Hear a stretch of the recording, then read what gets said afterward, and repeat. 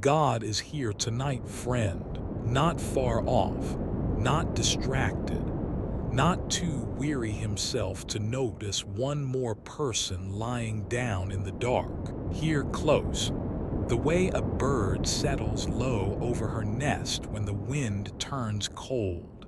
Here in this quiet room with you, before you even ask him to be. Maybe it is the thought that comes back the second the lights go off. The test result you are still waiting on. The sound the house makes at 2 in the morning that never used to bother you. The news you saw today that you cannot stop turning over in your mind. Whatever it is, you have been standing guard over it all evening, and you are tired of standing guard. You do not have to name it out loud for him to already know exactly what it is. He was not waiting for your explanation before he drew close. So here is what we will do tonight. You will not solve it. You will not stay awake managing it until morning. You will hand it to him, the way you would hand something too heavy to a pair of hands stronger than yours. If you know how to pray, pray now. Even one word is enough. Watch this for me.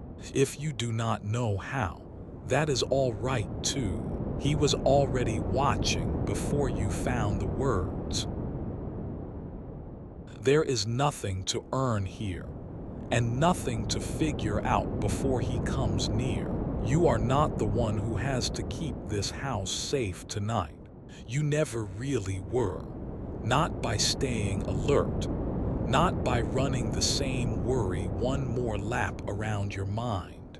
He is already at the door, and at the window, and at the foot of the bed, the way a good father checks every room before he finally lets himself rest.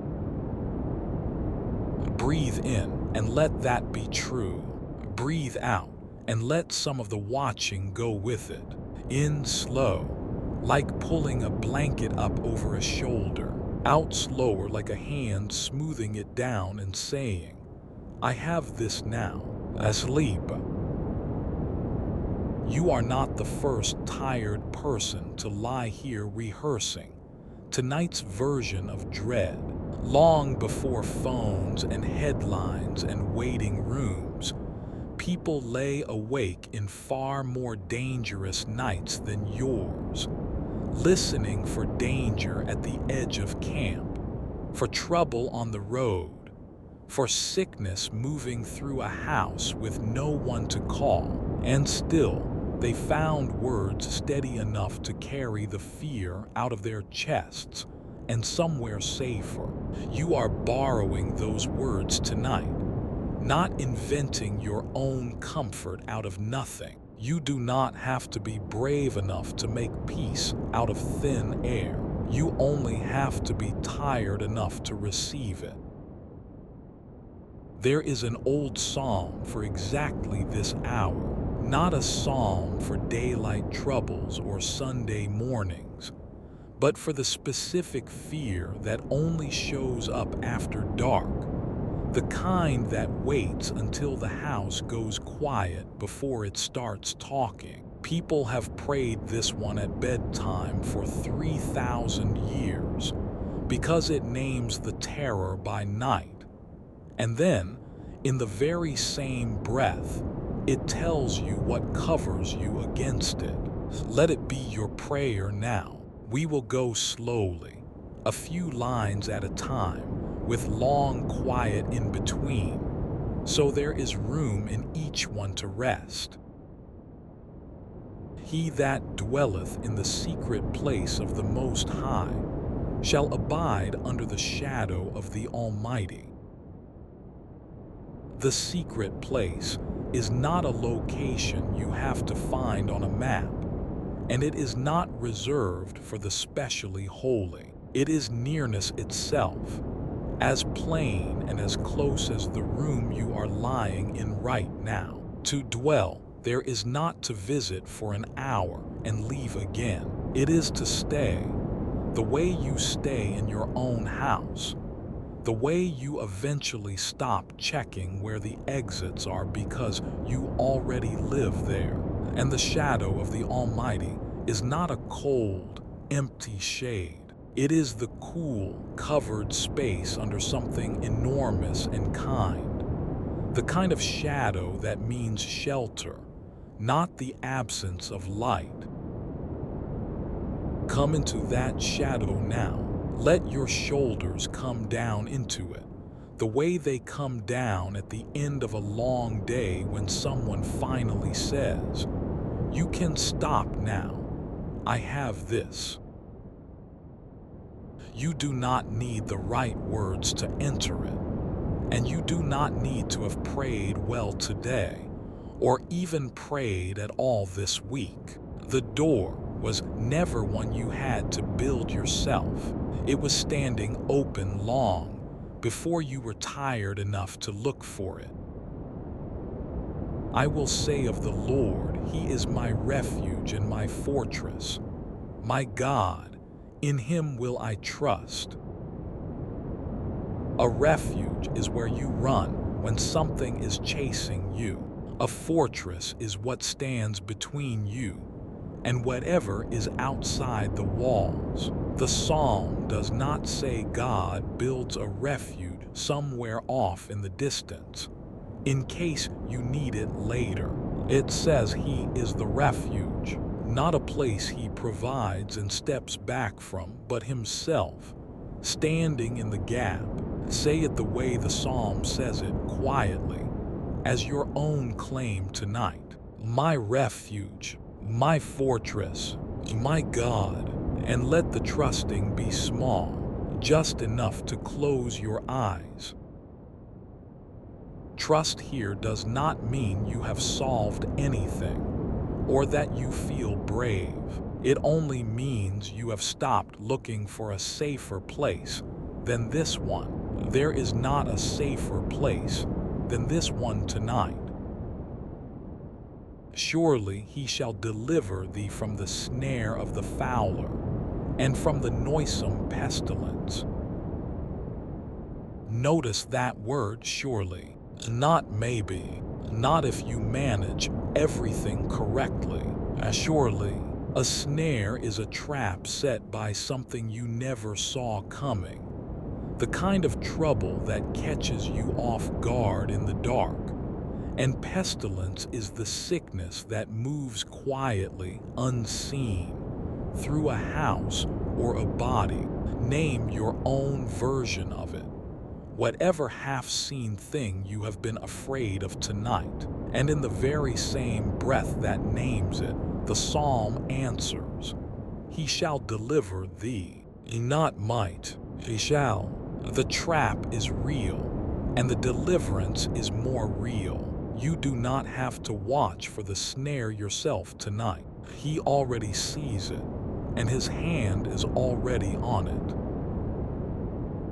You can stop replaying the version of tonight where you have to catch every danger yourself before it catches you.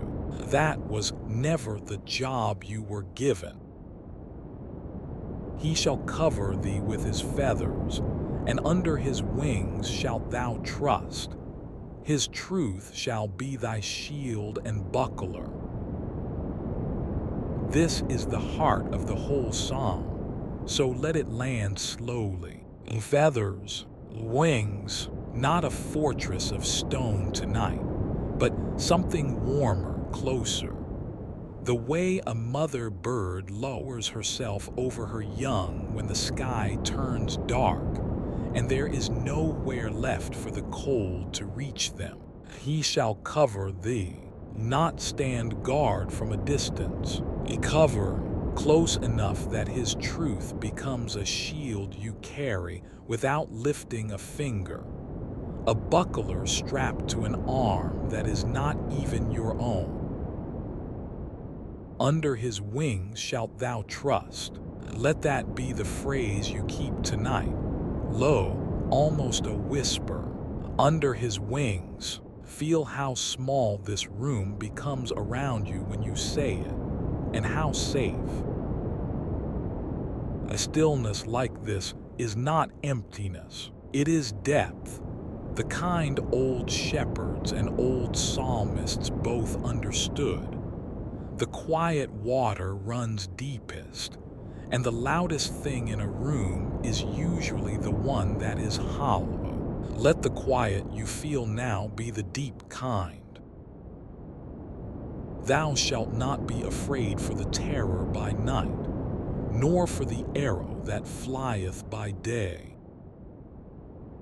Here it is, named exactly, the reason this psalm has been prayed at bedsides for 3,000 years. The terror by night, not a vague unease, but the specific fear that only visits after the lights go off. The one that waited all day for precisely this hour to speak up. You know its voice. Maybe you are hearing it right now. The psalm does not pretend that voice is not real. It simply says, under the wings from the verse before, you shall not be afraid of it. Not because the night grows less dark, because you are covered while it is dark. The arrow that flies by day is the same fear wearing daylight clothes, the sudden thing that could happen tomorrow. Both belong to him tonight, and neither one gets to keep you awake. Come back here, to the room where you are lying, to the weight of the blanket and the quiet of the walls around you. Whatever the terror by night was trying to say to you a moment ago, it has already been answered. He shall cover thee. Let your body believe what your mind is only starting to. Nor for the pestilence that walketh in darkness, nor for the destruction that wasteth at noonday. Whatever moves in the dark where you cannot see it yet, the illness you are waiting on news about, the trouble that has not shown its face, that is covered too. And whatever might come crashing into the brightest hour of a good day, the phone call you never see coming, that is covered as well. Night and noon, the hidden thing and the sudden thing, both under the same wings. You do not have to sort them out and worry over each one separately tonight. They are all held by the same hand. You do not need a separate list of day fears and night fears anymore. Tonight there is only one list, and it is his, not yours. 1,000 shall fall at thy side, and 10,000 at thy right hand, but it shall not come nigh thee. This is the hardest line in the whole psalm, so hear it slowly and honestly. It does not promise that trouble disappears from the world, or that the people around you never suffer. 1,000 at your side, 10,000 at your right hand. The psalm is honest about how much falls in this life, close enough to touch. That honesty is part of the comfort, not against it, because a promise that pretended the world was safe would not be worth trusting at 3 in the morning. But then comes the turn. It shall not come nigh thee, not because you are stronger or luckier than everyone else lying awake tonight, because you are covered specifically by name in this room under these wings. Let the trouble of the wide world stay out there, at your side, at your right hand, close but not through the door. Here it does not come nigh. Say that until it settles into your chest, instead of just your ears. It shall not come nigh thee. not the 1,000, not the 10,000, not tonight. Only with thine eyes shalt thou behold and see the reward of the wicked. You are not asked to fight what will not come near you, only to watch from a safe distance, the way you might watch a storm cross a neighboring field from your own dry porch. Whatever is unjust in the world tonight, whatever seems for now to be winning, is not yours to carry into sleep. You can set it down and simply watch and trust that the story is not finished and that you are not the one who has to finish it before morning. There is a kind of rest that only comes from not being in charge of how the story ends. Let this be that kind of rest. Because thou hast made the Lord, which is my refuge, even the Most High, thy habitation. A habitation is not a place you visit when trouble comes and leave again once it passes. It is where you live, where your address is. The Psalm says you have made the Most High that kind of home, not a shelter you run to now and then, but the place your whole life is built around. Let this room tonight be an extension of that habitation. The walls around you are not the only walls keeping you. There is another dwelling, older and stronger, and you are already inside it.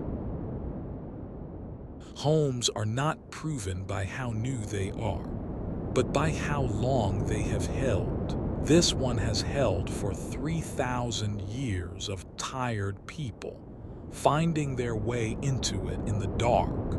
It will hold for you tonight too. There shall no evil befall thee, neither shall any plague come nigh thy dwelling. Notice the word again, thy dwelling, not some far country. This one, this room, this bed, this house with its familiar creaks and its dark hallway. The promise is not abstract or distant tonight. It is specific to exactly where you are lying right now. No evil befalling you here. No plague coming near this particular dwelling tonight while you sleep. Let your eyes close on that instead of on the list of everything that could go wrong before morning.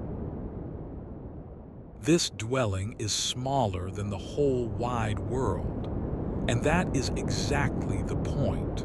The promise was never sized to cover everything everywhere. It was sized to cover you here tonight. For he shall give his angels charge over thee, to keep thee in all thy ways. Charge is a strong word, not a vague blessing floating somewhere overhead, but a specific command given to specific angels about a specific person, and that person is you. To keep thee in all thy ways means every path, including the strange, half-lit path of sleep itself, where the mind wanders somewhere it cannot fully explain in the morning. You are kept there too, even in the dreaming, even in the hours you will not remember.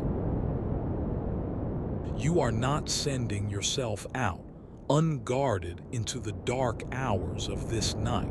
Someone was given the assignment of you specifically before you ever closed your eyes. They shall bear thee up in their hands, lest thou dash thy foot against a stone. This is not only protection from disaster, it is tenderness over the small things too. The ordinary stone in the path, The little stumble that would hardly make the evening news but still hurts. He cares about the small trip as much as the great fall. So whatever small worry you have been carrying tonight, the appointment, the bill, the argument that never quite got settled, that is worth his attention as well. You do not have to decide which of your fears are important enough to hand over. All of them are small enough for hands that size. Come back once more to the room where you are lying and to the stillness under you. Nothing here is asking you to be strong right now. Under his wings, held up, both the great fall and the small stumble already accounted for. You do not have to hold yourself together until morning. You are already being held. Thou shalt tread upon the lion and adder. The young lion and the dragon shalt thou trample under feet. The lion is the fear you can see coming, loud, obvious, the kind that announces itself from a distance. The adder is the fear that hides, quiet, close to the ground, the kind that strikes before you knew it was there. Both of them, seen and unseen, loud and silent, end up under your feet in this psalm, not over your head. You were not made to lie awake tonight watching the door for what might be out there. You were made to walk over it, because someone larger has already gone ahead of you and settled the matter before you ever had to. Whatever was hunting you in your thoughts tonight, real or imagined, loud or quiet, is already beneath you now. You can stop watching for it and simply lie down. Because he hath set his love upon me, therefore will I deliver him. I will set him on high, because he hath known my name. Listen closely to who is speaking now. For 13 lines, someone has been telling you about God. Here in the final 3 lines of the psalm, God speaks for himself. I will deliver him. I will set him on high.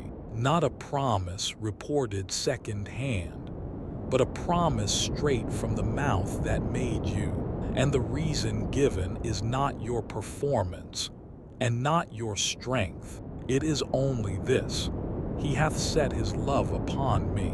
He hath known my name. If you know his name tonight, even faintly, even through tears, even through the noise of a hard week, that is enough for this promise to already be yours.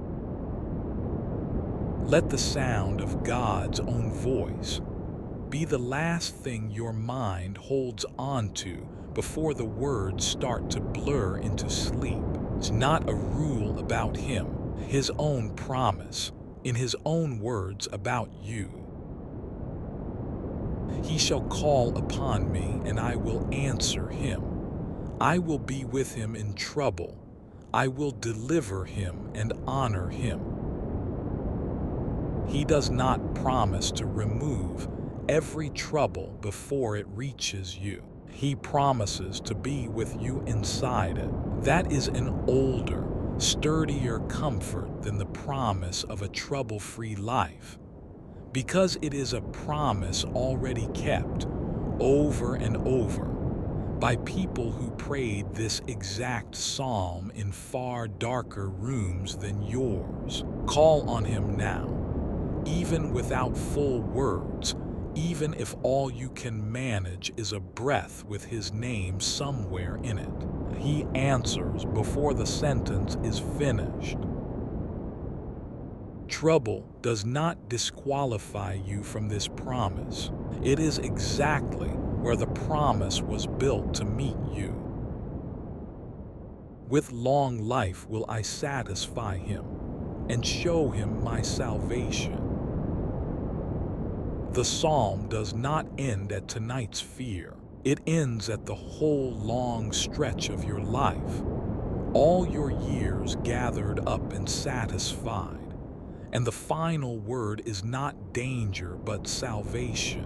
Whatever tonight has cost you, it is one night inside a much longer story, and the ending of that story has already been shown to you.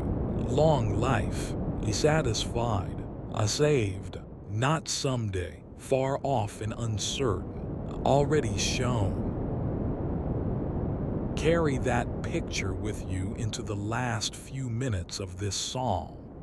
Not a life that merely survives its fears, but one that is satisfied all the way to the end and shown its own salvation before it even finishes asking. And now the psalm has been prayed, all 16 lines of it, from the secret place to the long life at the end. And there is nothing left for you to do but lie here in the dark and let it be true. He that dwelleth in the secret place of the Most High shall abide under the shadow of the Almighty. He shall cover thee with his feathers. Under his wings shalt thou trust. Under his wings. Come back to that image now and stay there. Not a distant fortress, but something close and warm and feathered, lowering itself over you the way it lowers over every tired, frightened thing that finally stops running and lets itself be covered. Let your breath slow to match it. Let your body grow as still as something already sheltered, already safe, with nothing left to watch for. He shall cover thee. Let those 4 words move slow through you, over and over, the way a wing settles once and does not lift again. He shall cover thee. There is no terror strong enough to get under that covering tonight. There is no arrow, no pestilence, no 1,000 falling at your side that can reach you here, under these wings, in this room, in this bed. Let that be the last worry you set down tonight, and the last one you need too. Everything after this is only rest. And your breath is slower now than when we began. In and out, nothing left to watch for, nowhere left to stand guard, only this covering, and this quiet, and the God who does not grow tired of keeping it over you all the long night through. Let every fear you carried into this room tonight settle down like a bird, finally folding its wings. One by one, let them go still and go quiet and disappear into the dark, covered, the way everything under those wings is covered. This is the last stretch now. Nothing more to think through, nothing more to prepare for. Only the psalm, said once more, slow, like a hand closing gently over a smaller hand. He that dwelleth in the secret place of the Most High shall abide under the shadow of the Almighty. He shall cover thee with his feathers, and under his wings shalt thou trust. Thou shalt not be afraid for the terror by night, for he shall give his angels charge over thee, to keep thee in all thy ways. And you are covered now, and you are kept, and you are watched over, and there is nothing left for you to do but sleep. Asleep now, asleep. The wings are near. The night has nothing in it that can reach you, and you are safe, and you are held, and he is not going anywhere all the long night through. Under his wings shalt thou trust, and there you will lie down, and there you will rest, and there you will sleep, covered and kept and unafraid all the long night through. Rest now. There is nothing more to watch for, and nothing more to listen for either. The covering is near, the night is quiet, and it will stay quiet, and all is well, and all is kept, and all is at peace. He that dwelleth in the secret place shall abide under the shadow of the Almighty, and you are lying down at last under his wings, covered and safe and home.